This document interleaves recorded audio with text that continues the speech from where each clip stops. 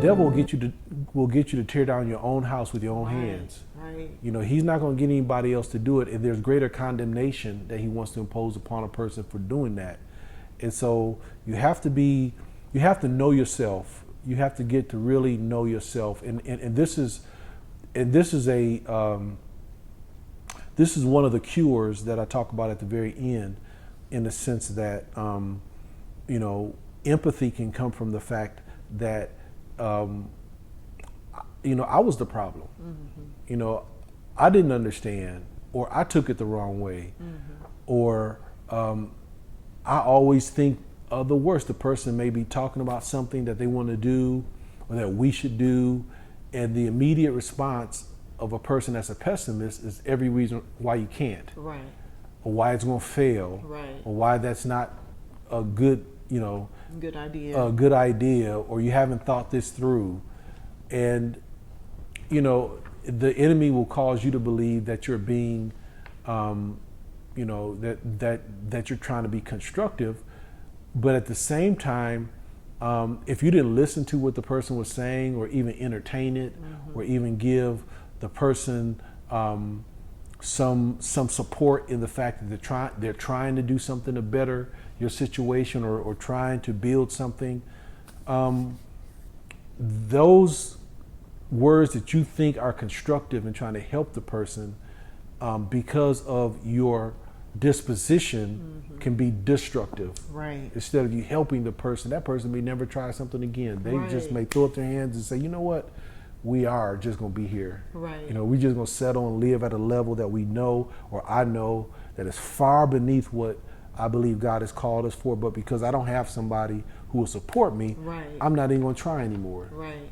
And so you have to be careful of those things, knowing yourself, and recognizing that may be part of the problem why some of these words that may be innocent, mm-hmm. can become so destructive. All right. So the very first words that I want you to stay away from is you always or you never. Mm-hmm. You always or you never. Now again, like I said, that's something that has to be taught, that you have to be aware of, especially if you have become, if that has become a habit or habitual in your conversation when you're talking to someone, or you're disagreeing, or you're having an argument. You always or you never. I found very few incidences where that's true. Mm-hmm.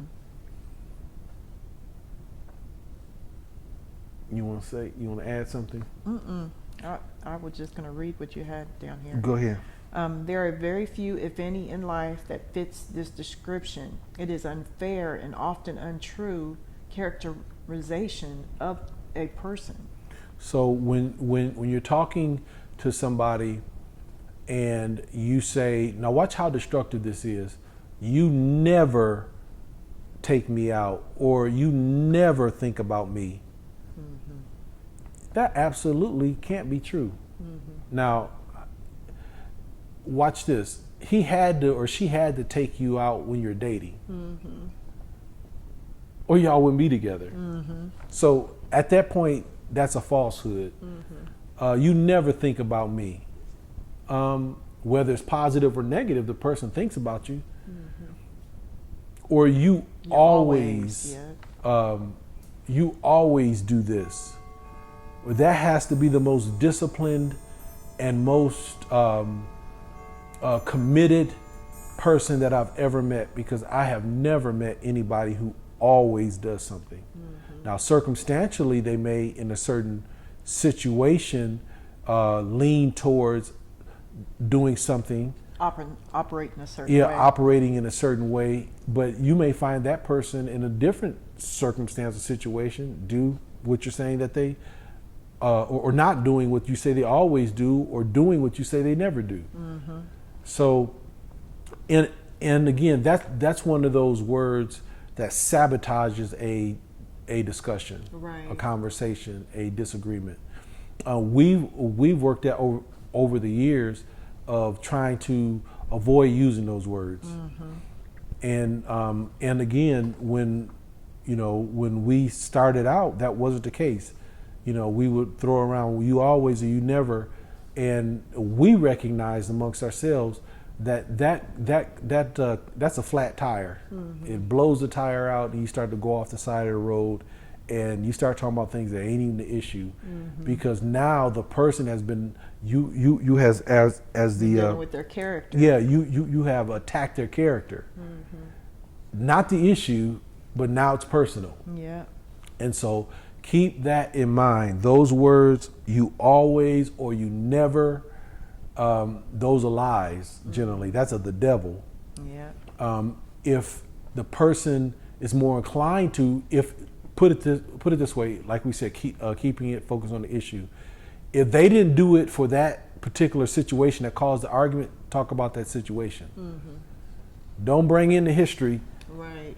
That is a big, big thing. And Don't bring in the history. Bring in all these years where the facts aren't the same. Right. You weren't the same people. The situation wasn't the same, and import that truckload and have it dump all of that trash on top of the one situation, and then characterize that person as such. You are in trouble. That's right. The devil has won. The second one, you or my. Now again, those are innocent words. Dr. Matthews, Co-Pastor Gena, what are you talking about? I can't use the word you or my. No, what we're saying is that when you are talking about something, put it this way, that should be community property, right, that both of you should be partners in, or that both of you should have a right in. When you say you or my, what you're doing is you're excluding that person.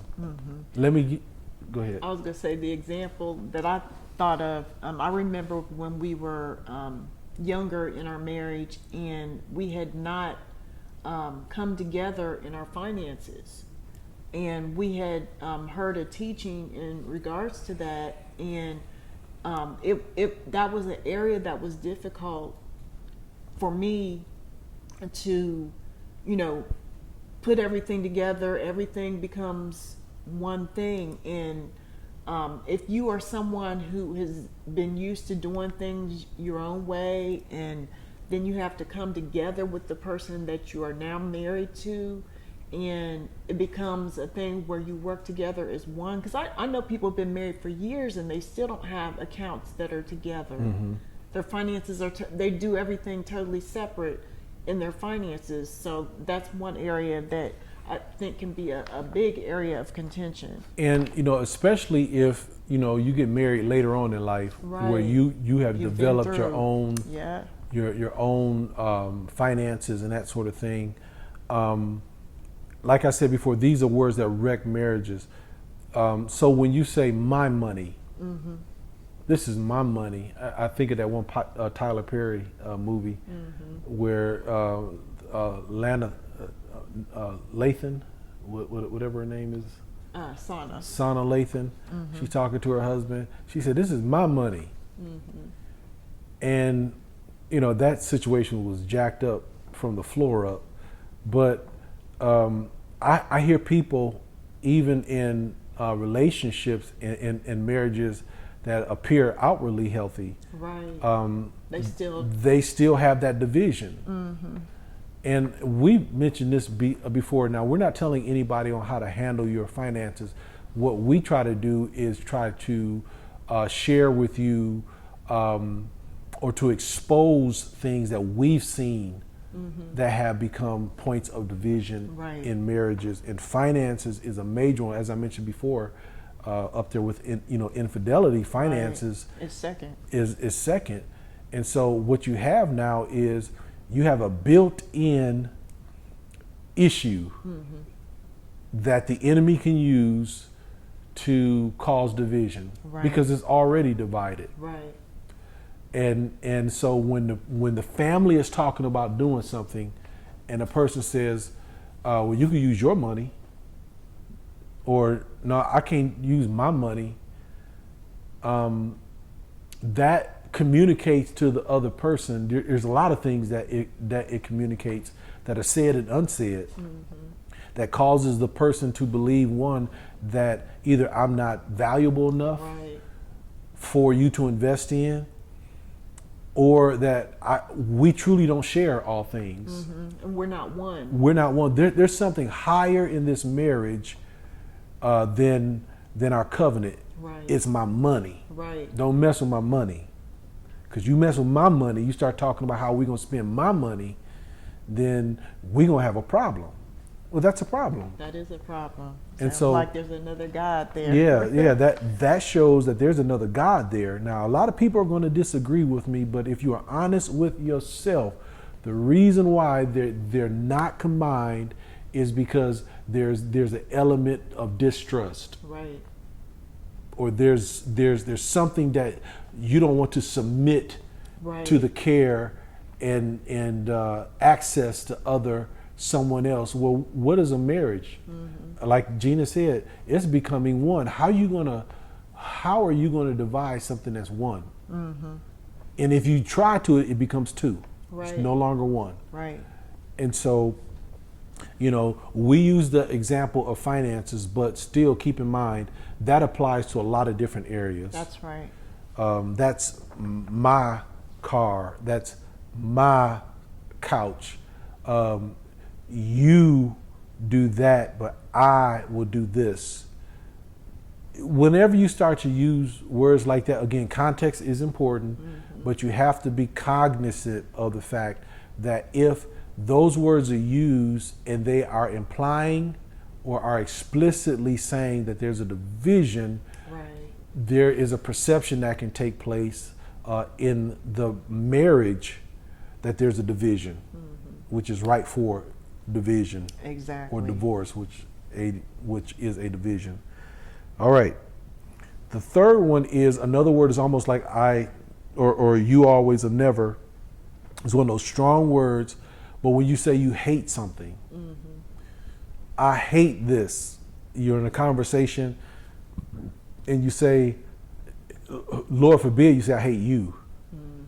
But if you say, I hate when you do that, say the person goes and plays basketball, or say the person does anything, that word is so powerful. This is why legally, and I'm going to import some of my legal training into this. This is why hate speech is different from protected speech. Right. Because we have a constitutional right of free speech. And this is an issue today. So people have a right to say what they want to say, except there's an exception in that right, which means that the government can silence speech if it rises to, and again, I'm going to say it again, if it rises to the level of hate. So there are degrees of speech that once it reaches the level of hate, it is so destructive and so divisive that the government says we have a right to set aside constitutional given rights and silence it. It is not worth hearing. And that's hate speech. That when you say, I hate something, it is so destructive that it is literally of no value other than to destroy. Right. That's literally what the concept of the principle behind that is. So when you say you hate something, it better be sin, the devil, something along those lines. It can't be something that simply you disagree with, Right. or you dislike. If you disagree with something, say I disagree with it. Right. If you dislike that, say I dislike it. Exactly. Hate is the strongest thing, and really causes some, just I'd say, evil to enter into the situation. Yeah, and so be careful with the word hate. And it's just like you said, like we said earlier, it's part of some people's speech. You know, they're not even cognizant that that's how they talk. I hate that, or I hate this. You know, stop using those words. I hate, I never, or always, because they are fertile ground for giving the devil place. Right. Now watch this one. This is another, Opposite. the opposite, and it seems innocent, but pay attention to the context. I love. Now watch this. If it's not your spouse, and if it's not God, then be careful of who you apply now in your children. Mm-hmm. And again, even in the context, I love. Again, now if that excludes your spouse in some way, mm-hmm. or causes them to fall in the second or third place, mm-hmm. and it's not God, or it's not your spouse, then there's a danger there. Mm-hmm. I was even thinking in terms of, I know we're talking about marriage, but in terms of your children. If you say that you have multiple children, you say you love a child, but you don't say that about the rest of the children, or you're picking favorites, that will cause division. That's a very good example, and I hadn't thought about that, but I've seen that actually. I've actually seen that at work. I've seen siblings reveal that later on, that they had a deep-seated resentment for someone because a parent would always single out an individual and say that they loved them. That's right. Or loved something about them, yeah. and it wasn't above said. The other ones. Yeah, and it wasn't said about the others. Here's an example, and I actually saw this. I've actually talked to men that don't go to church because of this. Right. Because their wife is always talking about how much they love their pastor. Now, I'm a pastor, mm-hmm. so from a certain perspective, I understand what they're saying. Mm-hmm. But when you say, and what I mean by that, I understand in most cases what the wife is saying. Mm-hmm. The context. But a husband he wants to be your superhero. Right. He wants to be your everything. Mm-hmm. He wants to be the object of your affection. And when you use that powerful word love to apply to another man specifically, yes. or even a woman, mm-hmm. and the husband is not part of is not part of that equation, mm-hmm. then he feels excluded. Mm-hmm. He feels diminished. Same thing with the wife. That's right. Same thing with the wife. So again, these words are so powerful, mm-hmm. that when they're used, you have to, if you're going to use them towards someone who's not God or your spouse, you need to give context to it. Mm-hmm. I was even thinking the example, and it's an old movie. I was thinking about Enemy of the State with Will Smith, and there's a scene where he's in the car with Regina King, and they're talking about their marriage, and he said that he loves her, but he was saying, but if Janet Jackson came along, I would. Mm-hmm. And I'm just like, you don't put someone else above your spouse like that. That was the next example of, I love me some Denzel, some Idris Elba, some Fanon Rucker.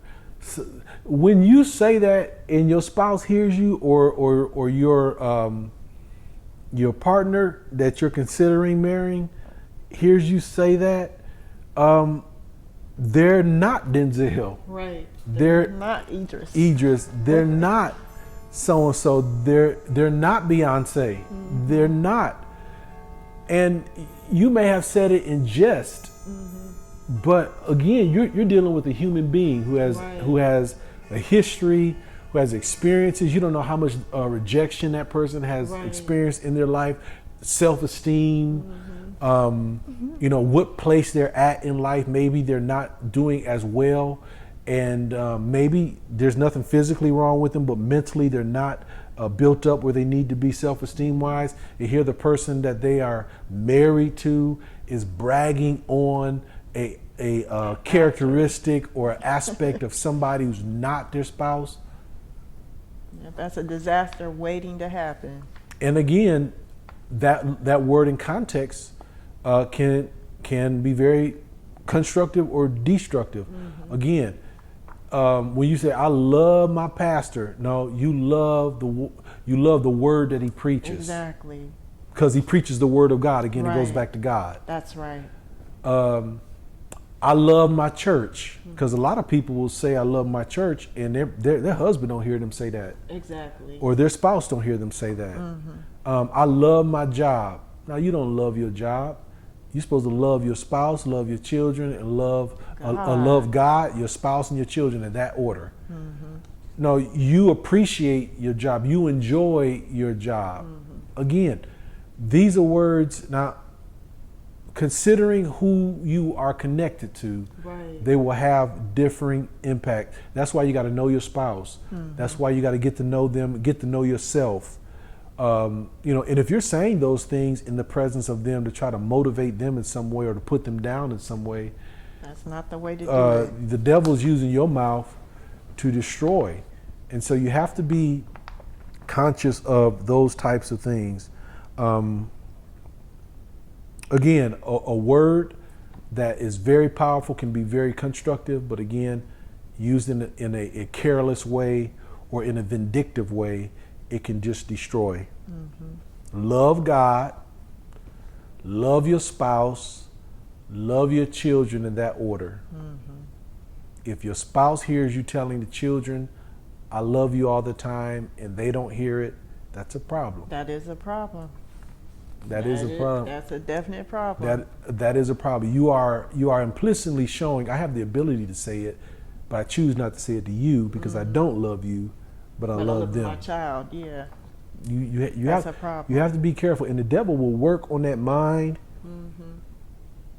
And then y'all talking about Fruit Loops, and all of a sudden he already lay hands on each other. It's not because of the Fruit Loops. It's because of what happened. That person has been diminished to the place, like that one show, like you had to eat up all the fruit, eat up all the Captain Crunch or whatever it was. Whatever it was. And they started arguing over it. There was deeper problems there than the Captain Crunch empty box. You can go get some more Captain Crunch or some Fruit Loops, but this marriage or this relationship is supposed to be forever. All right. See, we can have fun talking about this, but this is serious. Yeah, it is. This is some serious stuff, and this is a good point, because if you were to cool off, step away from a lot of the things that y'all so tangled into, give it time and space, you would laugh at some of the stuff that has been so destructive. You'd be like, how in the world? Yeah, that's when you know a spirit of strife has come in. Did Fruit Loops get us to the place where we talking crazy? Is a spirit of strife that came in. That's right. It's something totally all the different. It's not the same. That's right. And we need to recognize that. That's right. Words of praise or allegiance to someone other than your spouse. Again, kind of connecting with the previous one, but we were talking about people saying I love, but just heaping praise or communicating allegiance to someone or something other than your spouse, yes, can be problematic. That's right. Situations where I've heard situations where people will put what their boss wants above their spouse's needs. A perfect example. So the spouse is relegated to a lesser influence in that person's life in their eyes. I'm not as important. Right. And a better way to handle that would be to have a conversation with your spouse about it and cause them to become part of that decision. Right. Instead of just telling them what your boss said. Right. Now it's going to run our house. No. Your boss, you need to realize this. That company can get rid of you today. That's right. And your boss will hire somebody to take your place, and you still stuck at home now with that person. That's right. That have been proven to be a second-class citizen in their own house. And so you have to be cognizant of these things. Now again, these things can be innocent as well, just praising another person. You're talking about how well somebody else's business is doing. And your spouse is sitting there going, what about mine? Right. So mine is a failure, or and again, you may not have said that, but the lack of watering of your own garden Right. and praise of that person, or support or encouragement in that manner that you're praising somebody else for the same thing on, can communicate that to them. Right. Another example, and I hate to keep using movies, but there was a movie where this person was praised.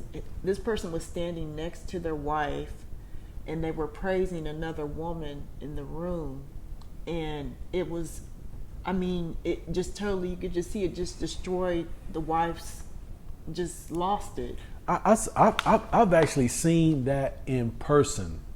I've seen it in person. I saw the lights go out in this woman's eyes.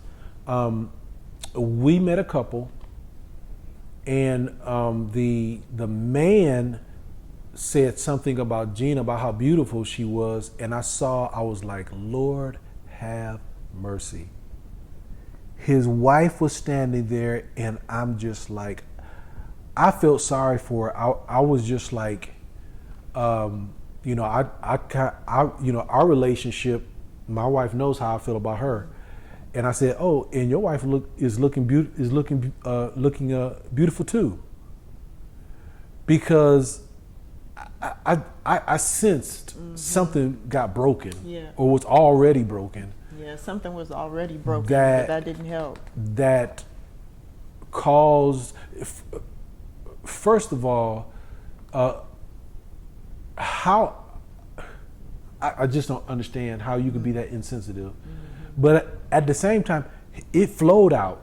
Like there was no problem. So there was something there that he felt free enough to say something like that about somebody else's spouse, that he didn't even consider the impact that it could have on his wife. And again, giving praise where praise is due is not wrong. The Bible says that give honor where honor is due.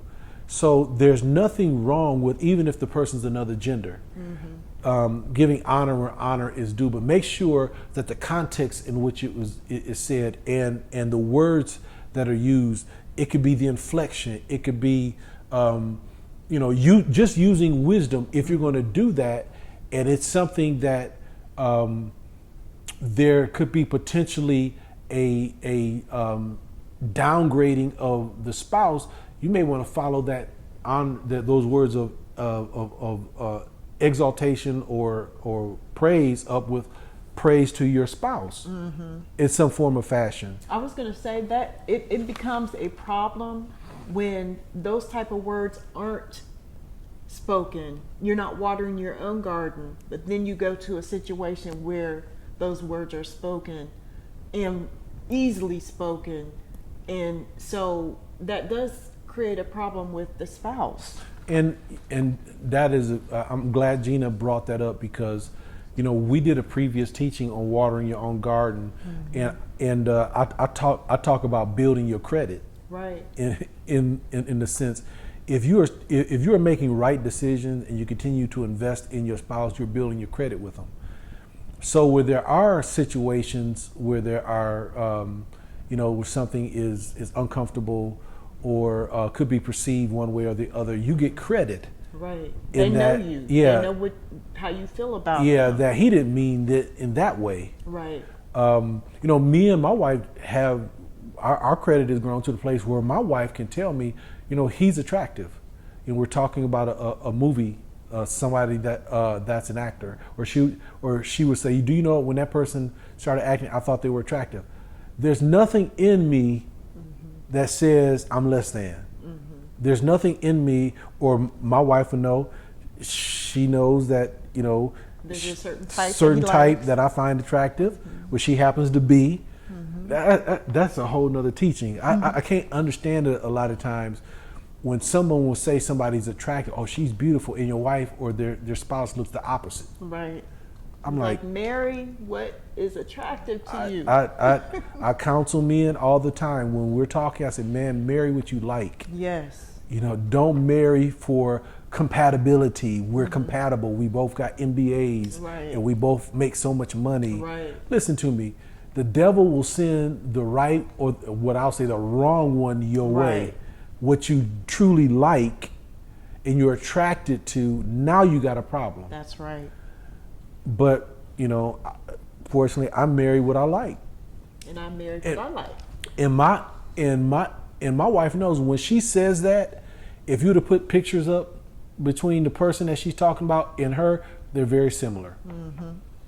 But I got the advantage of, I got a godly woman who fears God, who loves me, who knows who I am, has been through the lows and the highs with me. This person can't even hold up a candle. Mm-hmm. They may externally look like her, but the value, the quality is not there. I got something that is gold. This is gold plated.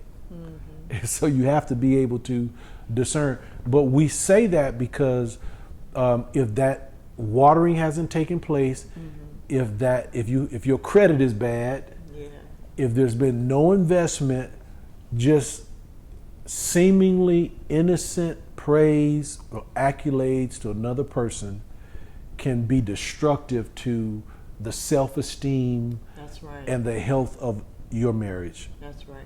So just be careful of that. The superstar in the house, the superstar, or the one that is to be praised or honored first and primarily is God, mm-hmm. then the spouse, mm-hmm. and then everything else after that is qualified. When you do give that praise or whatever else that you're talking about, it's qualified. Mm-hmm. All right. The next one, this is number 6, when somebody says get over it or forget it. You read the. This is dismissive of the other person and avoids responsibility for what caused the discussion or issue. So when you say that, especially the first one, get over it, it is an implicit acknowledgement that what you did was wrong. Mm-hmm. But I don't have to take the responsibility of addressing it or being accountable to you for it. Right. So just get over it. It diminishes the person. It's like a person is a child. Mm-hmm. It causes. First, it shows that you have no respect for the other person. Or it may be a learned response to a lot of people when the person makes a valid observation mm-hmm. about it, that you're wrong, mm-hmm. and you don't have the integrity to say you're right. Mm-hmm. Your way of discontinuing that conversation is say get over it. Get over it.